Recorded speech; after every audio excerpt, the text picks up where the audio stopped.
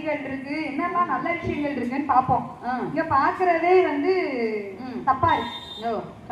அட்சய பாத்திரத்தை கொடுத்து பெண் கையில ஏன் கொடுத்தாங்கன்னா, பெண்ணுக்கு தான் வந்து ஒருத்தவங்களுடைய கஷ்டம் புரியும். ஒரு ஒருத்தவங்களோட யாரு முகத்தை பார்த்தோன்னே இவங்க பசியோட இருக்காங்க, இவங்க தாகத்தோட இருக்காங்க, இவங்களுக்கு இன்னது வேணும் அப்படின்னு சொல்லி கொடுக்கறது யாருக்கு வரும்னா பெண்களுக்கு. கைதட்டல் கொடுக்கலாம் இதுக்கு இல்லையா? பெண்களுக்கு தான் தெரியும். பெண்கள் பசியோட இருக்காங்க, அவங்க முகம் வாடி இருக்குதா, எப்படி இருக்குது, அவங்களோட மனநிலை எப்படி இருக்குதுன்னு பெண்களுக்கு தான் முதல்ல தெரியும். எதிரணியினர் அழகா சொன்னார், மணிமேகலை நான் வந்து அட்சய பாத்திரத்தை வாங்கிட்டு தவ வாழ்க்கைக்கு அந்த எல்லாருக்கும் பசிப்பினி நோயை தீர்க்கக்கூடிய அந்த பசிப்பினி நோய் தீர்க்கிறதுக்காக போனாங்க. அவரே அப்ரூவரா மாறினாரு. அப்புறம் ஜகா வாங்கிட்டு அதே மாதிரி நமக்கு இன்னொரு பாயிண்டே சொன்னாரு.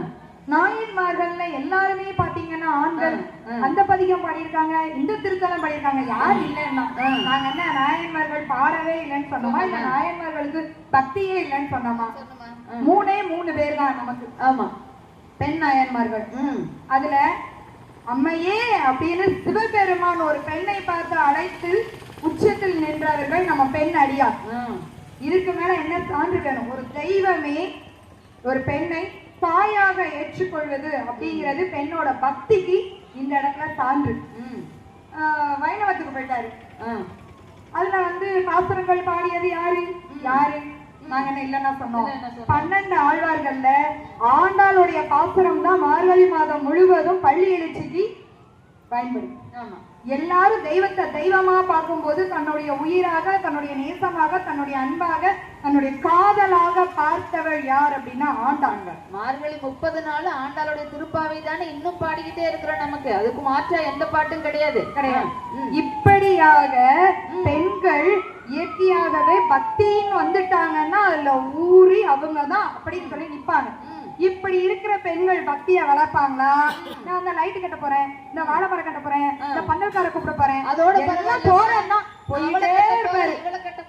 அது வேற போயிருது. பந்தல் ஆரம்பிச்சு பந்தல் கட்டுறேன், கவுத்து கட்டுறேன், அதை கட்டுறேன், லைட்டு கட்டுறேன் போட்டு கடைசியில எவ்வளையாச்சும் கட்டிட்டு வந்துடுறாங்க அப்படின்னு நான் சொல்ல அவங்க சொல்றாங்க. நடுவர் அவர்களே, நீங்க சரியா சொன்னீங்க. ஆமாங்க. நம்ம இப்போ ஒரு திருவிழாக்கு போறோம்.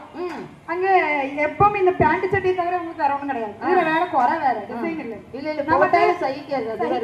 நமக்கு மசக்கலை இருக்கு, ரசக்கலை இருக்கு, ஃபுல் ஃப்ராக் இருக்கு, ஆஃப் ஃப்ராக் இருக்கு, ஸ்லீவ் இருக்கு, ஸ்லீவ் இல்லாம இருக்கு, நெட் இருக்கு, நெட் சாரி இருக்கு, 1 மினிட் சாரி இருக்கு, ஹாஃப் மினிட் சாரி இருக்கு, சுடிதார் இருக்கு, எல்லாம் இருக்கிறதுனால நம்ம வாங்குறோம். உங்களுக்கு என்ன குறை? சும்மா நாங்க ட்ரெஸ் எடுக்க போனோம், ஜவுளி கடையில போய் இருக்கிற பேண்ட் சட்டை எல்லாம் ஒண்ணு எடுத்துட்டு ஒரு வாரமா உட்கார வேண்டியதானே.